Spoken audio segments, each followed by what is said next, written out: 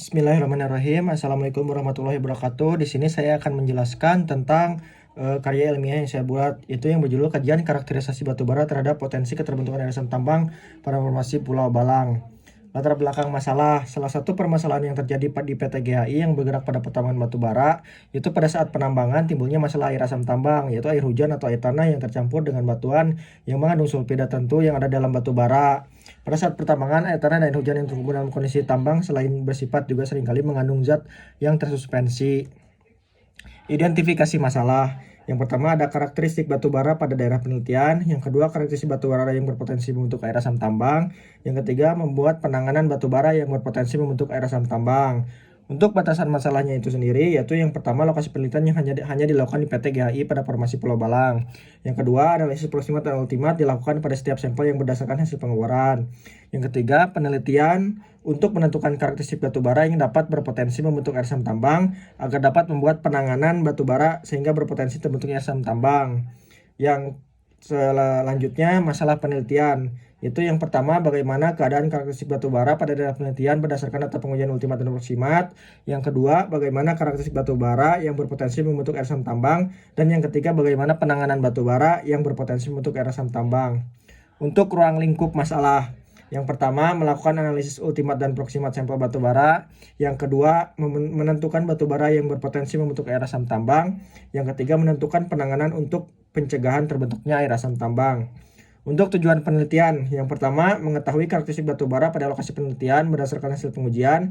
Yang kedua, mengetahui karakteristik batubara yang berpotensi dan membentuk air asam tambang. Yang ketiga, mengetahui cara penanganan yang dilakukan untuk mencegah terbentuknya air asam tambang terhadap batubara yang berpotensi. Untuk diagram alir penelitian dapat dilihat untuk tujuan, yaitu yang pertama karakteristik batubara, yang kedua batubara yang berpotensi membentuk air asam tambang, yang ketiga menangani batubara yang berpotensi membentuk air asam tambang. Lalu dilakukan studi lapangan dan dilakukan pengambilan data. Yang pertama ada data primer dan data sekunder. Untuk data primer itu sendiri yang pertama yaitu sampel pengeboran, sampel pengujian proximat dan ultimat, lalu pengujian NAG dan NaNC. Untuk data sekunder, yang pertama data geografis dan kependudukan, yang kedua data geologi regional, dan yang ketiga peta topografi. Untuk pengolahan data akan menghasilkan analisis data yang berpengaruh karakteristik batubara terhadap potensi terbentuknya asam tambang dan akan menghasilkan di akhir yaitu kesimpulan dan saran. Untuk analisis karakterisasi batubara, itu unsur sulfur yang paling tinggi berada pada roof dan floor lapisan batubara. Unsur tersebut dipengaruhi oleh lapisan penutup batubara itu sendiri serta zona pengendapan batubaranya. Yang menjadi unsur utama diidentifikasi pada batubara untuk potensi pembentukan air asam tambang yaitu hanya kandungan sulfurnya saja yang berpotensi. Dari seluruh mineral sulfida yang mungkin ada, besi sulfida atau FeS2 merupakan bentuk yang paling dominan dan merupakan pembentuk asam yang utama. Oleh karena itu, maksimum potensial asid sangat dipengaruhi oleh kandungan sulfur dalam bentuk pirit.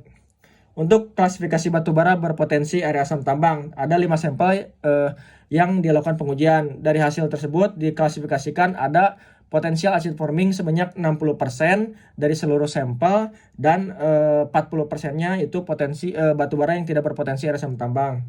Untuk penanganan yang dilakukan agar potensi air asam tambang dapat dihindari, yang pertama itu pembuatan rawa, pemaksimalan rawa, dan yang kedua pengefektifan fungsi SAM, dan yang ketiga pembuatan lapisan tanah penutup timbunan.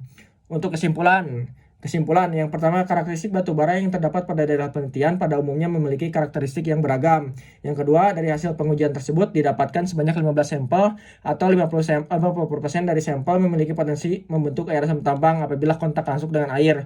Dari 15 sampel tersebut, dengan 5 titik pengamatan, seluruh titik pengamatan memiliki sampel yang berpotensi menimbulkan air asam tambang. Yang ketiga, saran penanganan untuk pencegahan agar air asam tambang tidak terbentuk dengan pembuatan rawa, buatan agar memanipulasi genangan air, memaksimalkan SAM, dan penanganan penimbunan pada stockpile. Untuk saran, yang pertama, lakukan pengujian secara berkala untuk melakukan kontrol terhadap daerah yang memiliki potensi terbentuknya air asam tambang.